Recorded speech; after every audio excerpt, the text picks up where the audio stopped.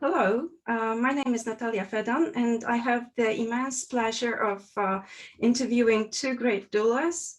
Ash Spivak is a birth doula and new doula trainer, and Natalia Hales is a birth doula, lactation counselor, reproductive health advocate, and educator.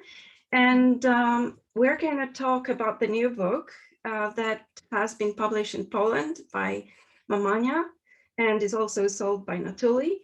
The Polish title is Dlaczego nikt nie powiedział, which translates which the original name is Why Did No One Tell Me This? And actually, I believe the title is really a good one, because as a mother of 3 kids, one of them adult and one nearly adult, I really wish I had known the things that you write about in this book. But I wanted to ask you, how did you come up with the title?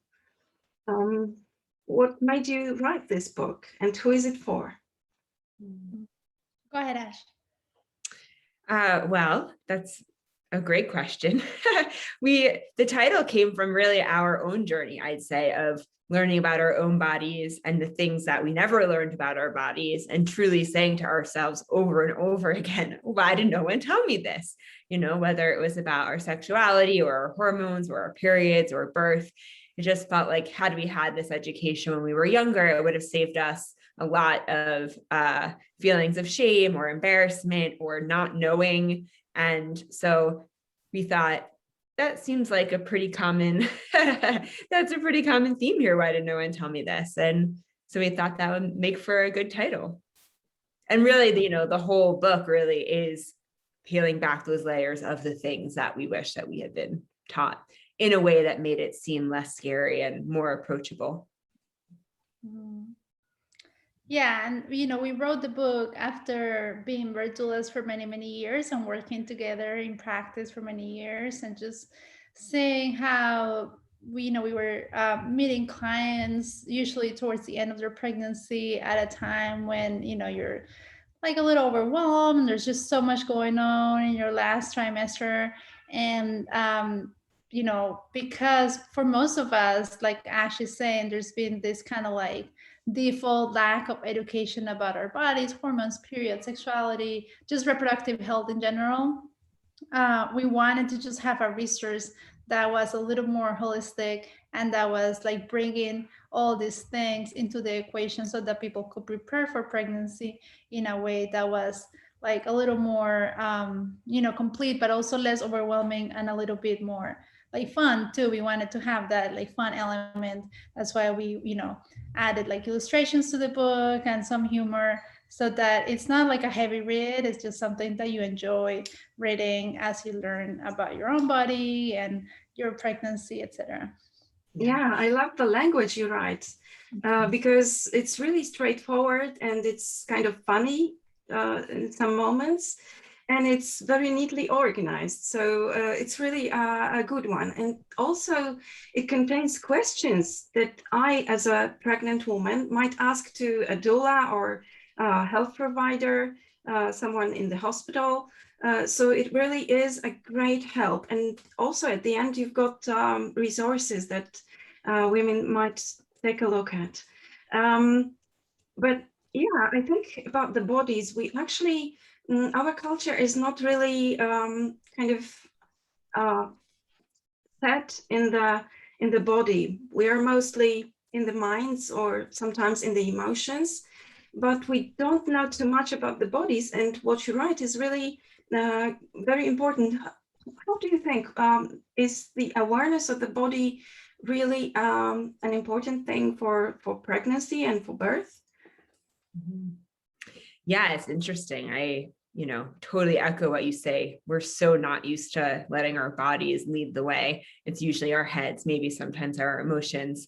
And so pregnancy for many people perhaps is the first time, ready or not, the body is going to lead, right? So it's changing, it's growing, and it's almost like your head can't catch up necessarily to what the body is doing.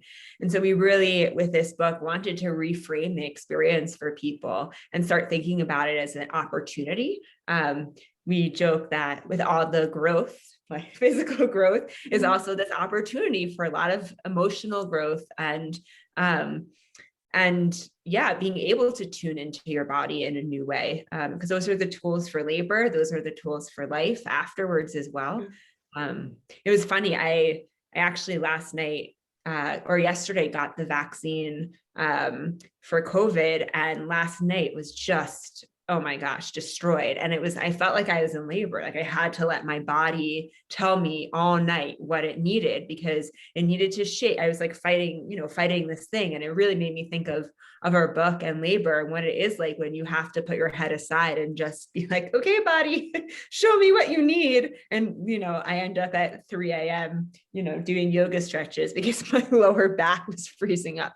But it's just it's a cool, if you can reframe it to be an experiment and like take the fear out of it, it's kind of fun to just have to ask your body what it needs and try and listen with your sensations instead of with your head.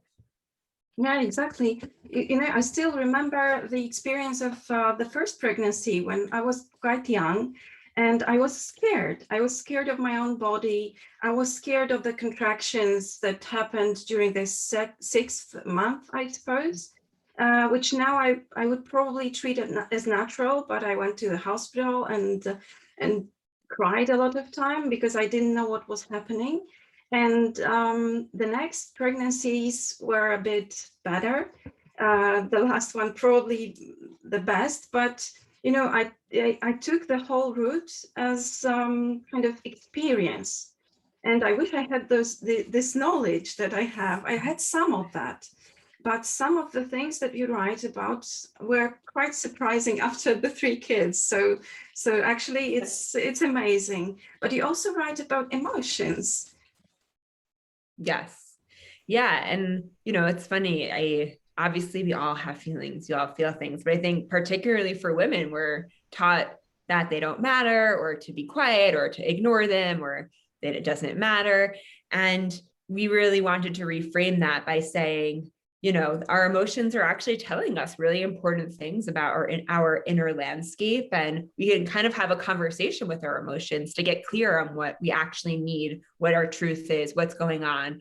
And whether it's we use this compass of the head, the body, your spirit or your gut, whatever you want to call it, and your emotions, and how you can kind of navigate the world through this compass that each of us have. And we're very used to using our heads, but perhaps the other 3 a lot less so. And so, how do we actually use our emotions to our advantage? We feel angry. Why do we feel angry? Like, what is at that core? And starting to really have those conversations can really help us figure out what we need when we feel stuck, or we're not sure about something, we don't know what direction to go. Mm-hmm. Yeah, I think, becoming a mother is kind of a process. And we in today's world are expected to just jump into it. You kind of are expected to have it naturally within you. And sometimes we get also the nice pictures of mothers happy with their babies. And we are confronted with a reality which is slightly different, because everything is kind of weird, new, but also the body is not totally under our control. And when the baby comes, there are new emotions. So what would be your advice? How to trust yourself when you become a mother? Yeah, I think one that's so huge, that transition to like parenthood, it's so huge. And I think one of the reasons why we wrote the book was because we were finding, again, there's so little talk about all these other aspects of ourselves as we're growing up. And I think, Ash experienced it growing up in the US. I experienced it growing up in Colombia. Perhaps you experienced it growing up in Poland. I think it's like something that's, you know, not just like happening in one place. And, you know, if we're not kind of taught to like learn about our bodies, build trust in ourselves and our intuition as we're growing up, it's so much harder to do as an adult. And all of a sudden you have this big responsibility of raising this little person, and you know that can come with a lot of like stress and just like, you know, being just overwhelmed, like kind of like, you know, going through without like direction. So I think a lot of our hope with the book is that, you know, as you start your pregnancy journey and, you know, hopefully you have a little more time if this is your first child, to kind of focus on looking at all these aspects of yourself that need more attention, and perhaps, you know, looking into like just like past like traumas or like things that, you know, maybe you have an opportunity to work through, so that when you do become a parent, perhaps you have some clarity and some you know, more tools to address some of these things, and then, you know, kind of let that intuition, that connection to yourself take over, and really just like go from there. We do find, you know, we work with so many families, so many new parents, and we do find that, you know, everyone's intuition is usually spot on. You have this relationship with your body that's so unique that nobody else has, because it's your own body. You have this relationship with your baby that's obviously so unique. You know, you grew your baby, nobody else did that. You birthed your baby. They love you so much, you love them so much, and you know, usually our intuition is like spot on.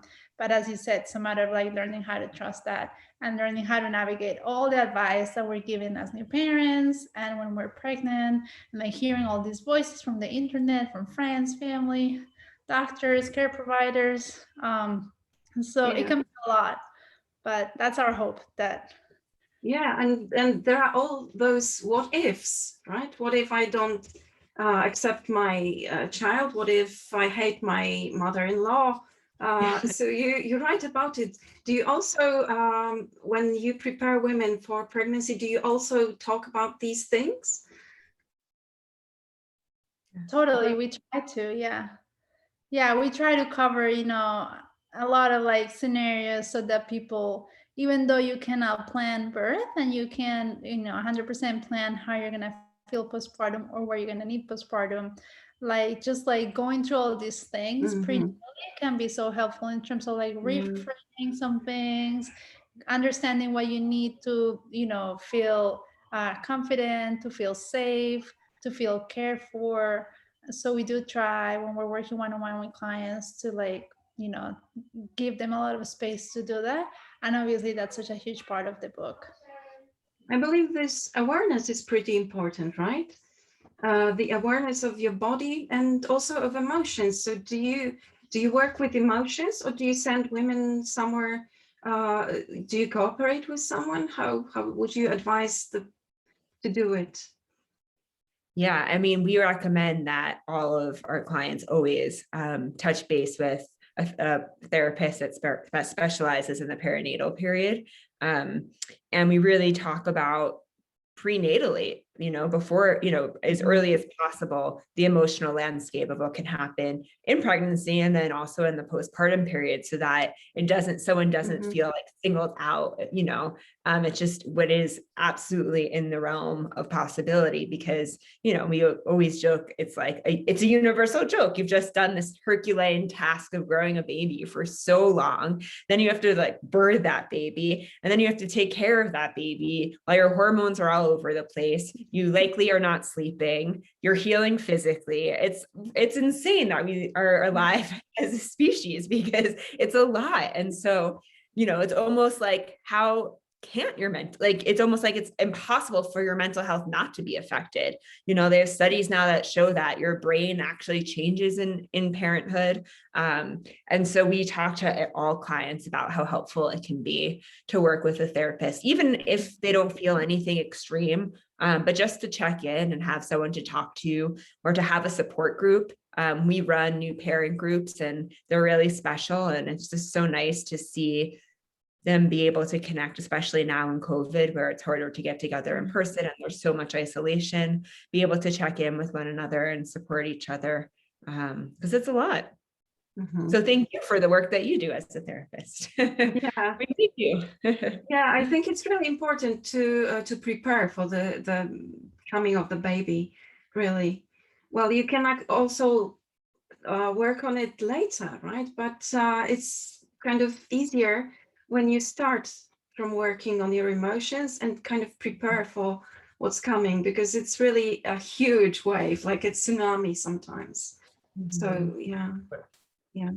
So do you often meet moms that are not sure of themselves and their bodies in your work? Totally, we do. And I think we've experienced that ourselves too, of just like doubting, our relationship with our bodies, or like not listening to like the signs that our bodies are sending. And so, yeah, that's, again, one of the reasons why we wanted to write the book, and why we've done a lot of the things that we have done through the years, like the workshops, the things that we've the events that we have planned, all kind of revolve around this idea of like, the more education we have, the more access to all these tools and information, the better equipped we are to trust our relationship to our bodies, to trust ourselves, to know, when we have to, raise an alarm, when we need help, etc. Yeah, I think that's a big piece of it, is like the education that leads to trust, and the fact that, at least in the United States, there's no, sex ed is abysmal in school. So we don't learn any of this stuff. No one learns about their menstrual cycle. The only images of birth that we see is movies and television, and it's someone screaming at the top of their lungs, their water breaks, and a baby's born 5 minutes later. And so that's just not how it works at all. So it's all this misinformation. So no wonder why, a lot of us don't have trust, is because we don't even have the education to know how the body works so that we can trust it. So it was really fun for us, that whole beginning section of our book, when we really break down all the different body parts and the organs, and really flip it to say, like, it's not just that you have a uterus like this, your uterus can do these amazing things. I mean, it's really, truly miraculous. The fact that it can grow to a size of a watermelon and then shrink back down to the size of your fist, like those things that, there's the pelvis moves. Yeah, I love the pictures here. Thank you. Yeah, it really is this incredible stuff. And it's so sad that kids don't learn this about themselves, It is. So it is. And then you have so many, And then I was going to say, then you have so many people who've experienced sexual trauma or eating disorders or something that has built up not only no education, but an external force, a person, culture, kind of telling them that they can't trust their body, and breaking that trust in addition to not having education. So our relationships with our bodies are really, really complicated. And our hope, when you asked before, who is this book for? Yes, we made it for people who are pregnant, but our hope is that people read the book way before they're pregnant, because that way they can, it's really hard after decades of feeling like, I don't like my thighs, or I've been violent, whatever it is, that trust isn't there. It takes much more than flipping a switch and all of a sudden being like, oh my God, I trust my body. It's amazing. It takes time. It's a practice and a relationship. And so our hope is that people read the book way earlier, so that they can have a reframe on how to think about their bodies and really start building that relationship up sooner. Yeah. It's really important to trust the body when you go to the hospital. And if you don't have this information, you actually don't know what to agree to and what not to agree. I remember when I was with my first child, and the doctor came and said that I need a cesarean. I just believed her. And later, talking to a different doctor after this first birth, he told me it wasn't necessary, because there were no reasons, actually. But I believe that happens to women. But without the knowledge, we are kind of defenseless. We are not used to knowing about the body and asking for things, right? For things to be different.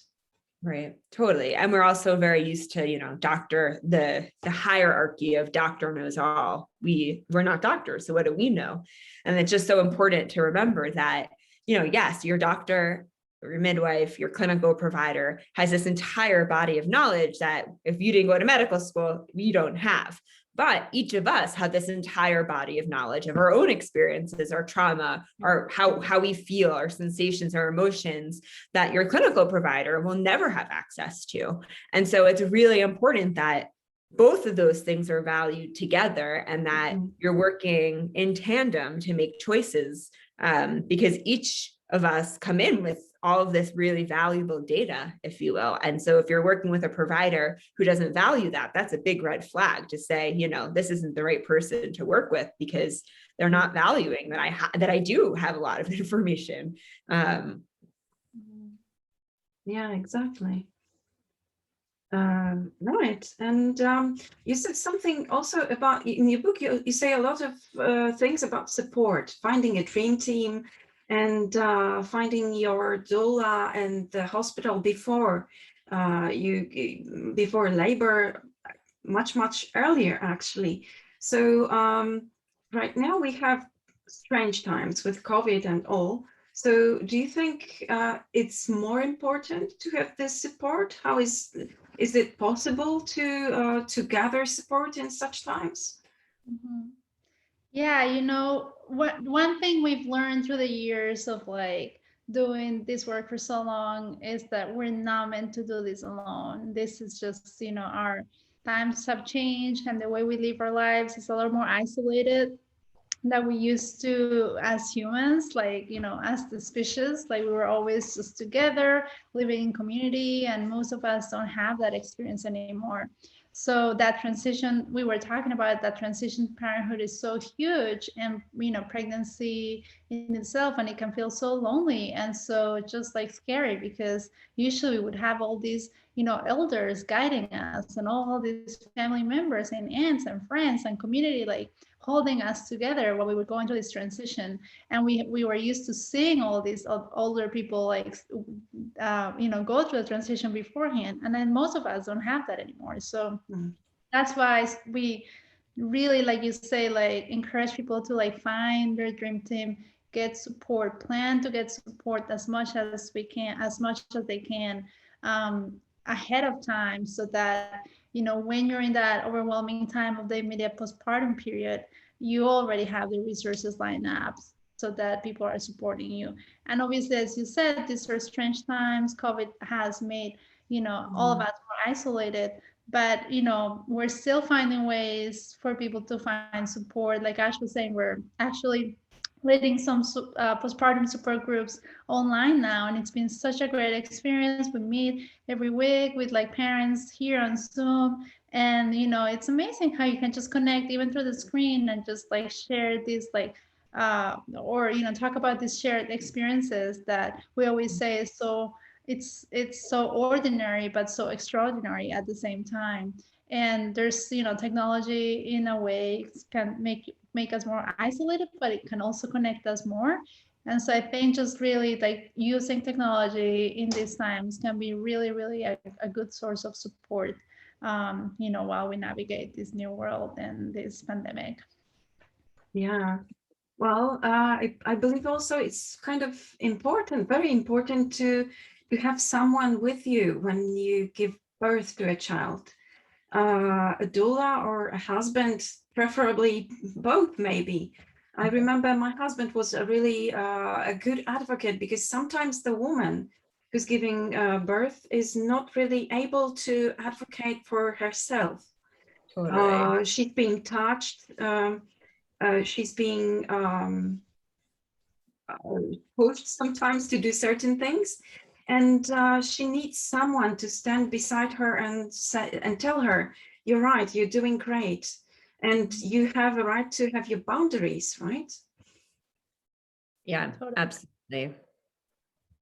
Yeah, we're obviously, doula fans because we're doulas ourselves. And actually, Ash was my doula when I had my daughter. And afterwards I was like, how does anybody ever do this without a doula? Like, even, you know, after everything I had been through and knowing everything I knew, it was so important for me to have her there.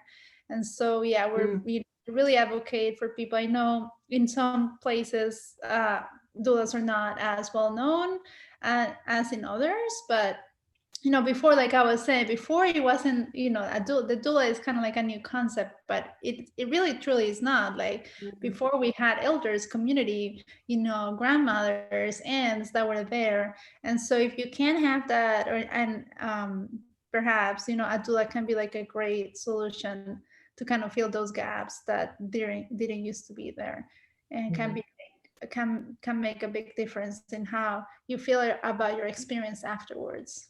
Totally. Yeah. Because even, you know, even with the most supportive husband or partner in the world, it's an emotional experience for them too. And it's their, you know, and so it's really nice to have a third party who's not as emotionally involved in the same way as the partners are, to be able to help sort through, and who's a little, I mean, particularly if you're giving birth in a hospital, who knows, you know, how the hospital system works, and to help navigate and can kind of look for red flags and help advocate, like you were saying. And so vulnerable when you're in labor. It's so hard, almost impossible to do it for yourself, nor should you have to.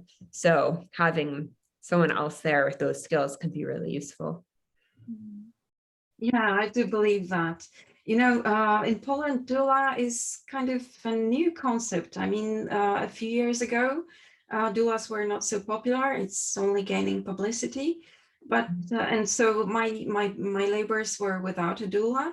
And I really, now when I read about doulas, I think, well, I wish I had a doula then, right? But well, you only do what's possible. But yes, I think that having someone who's not emotionally involved that much might be really a good thing.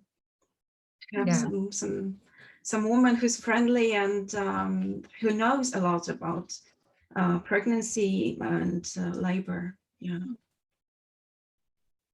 Yeah. So what else can you actually advise to expectant mothers and parents, to partners as well? Because you also write to the partners in the book, and it's not necessarily men. And I'm really impressed that you also include the LGBT environments. So it's really a new, also very fresh view that it doesn't have to be a father, right? So what would you advise to parents who are expecting a child? Yeah, I think thank you for bringing that up. We appreciate, because we did it was important for us to be like gender inclusive, and in the language that we use in the book, we try to be gender neutral so that everybody feels included.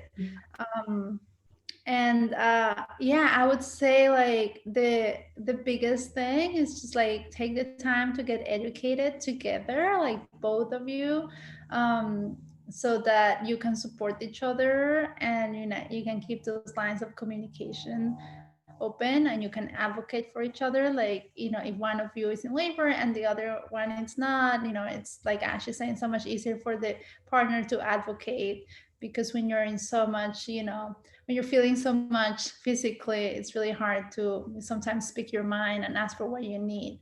So just like you're educating yourselves and like preparing yourselves for the entire journey together, you'll make a big difference. Yeah. And the other thing I'd add is just to, you know, a lot, especially in the US, I feel, well, all over the place, we have this like perfectionist culture where like people want to get everything right. And it's just not how this process works. And this kind of goes to like the personal growth that can come from this experience, which is, you know, it's all new. There's no roadmaps. You have no idea what's going to happen or what it's going to look like. And it's a true test of agility and flexibility, and having to, you know, make different turns than perhaps you thought you were going to. And so really just keeping yourself open to allowing the journey to take you where it needs to go, instead of feeling like there's a place that you need to get to and you're going to like hold on so tightly to get to that one place. it's just all an experiment, really. And that's learning as you go is really the only way that you can do it. So pressure's off. Yeah, I totally agree. You know, being a mother of 3 kids for almost, 20 years is like a total experiment for 20 years, actually, or maybe longer. You know, the whole process, it's a process. It's the process all the time. So, yeah, and I really, Polish people are kind of similar. They are also kind of perfectionists, and sometimes I believe that this perfectionism leads to postpartum depression or later depression in women.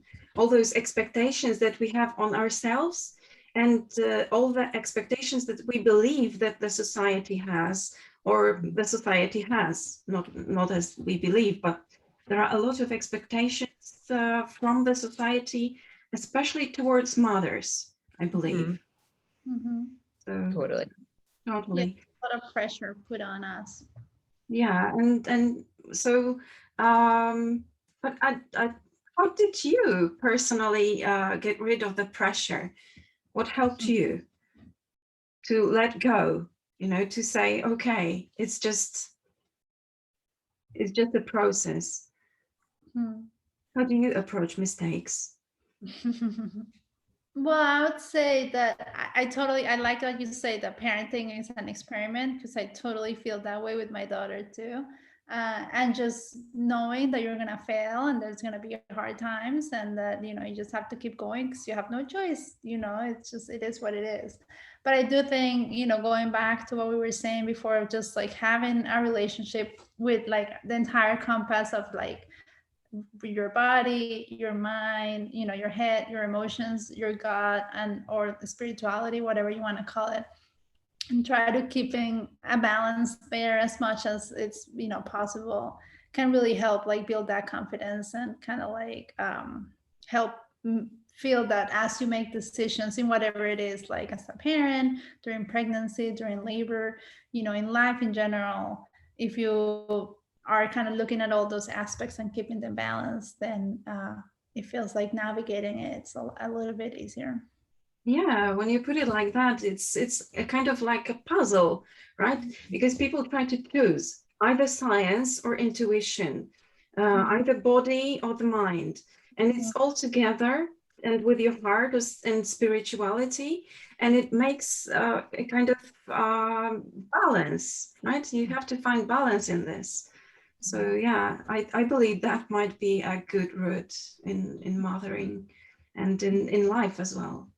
Yeah. So are you planning on anything new? Are you writing also another book, a sequel, so-called, about later stages of being a parent?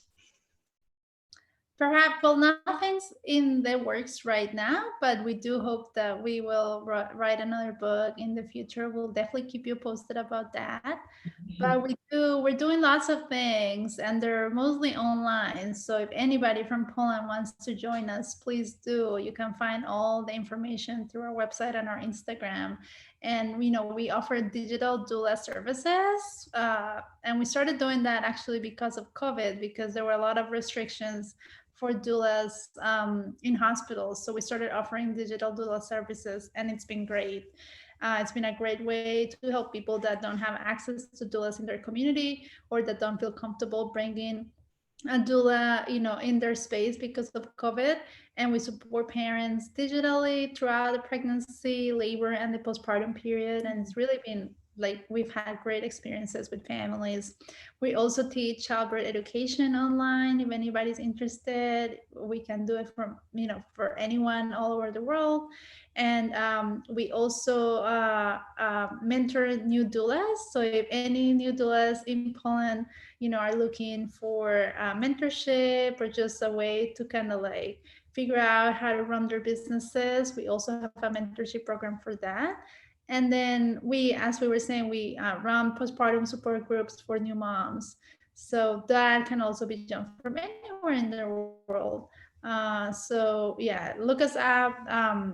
Our website is whydidnoonetellmethis.com, and our Instagram is @ourbillion_bodies. We usually post all the information there as well. Yeah, that's a lot of work.